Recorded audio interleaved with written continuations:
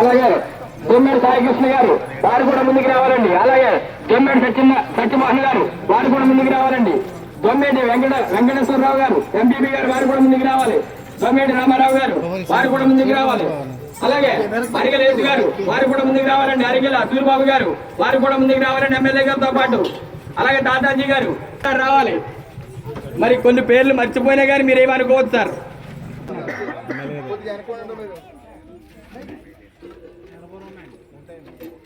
okay sir కొంచెం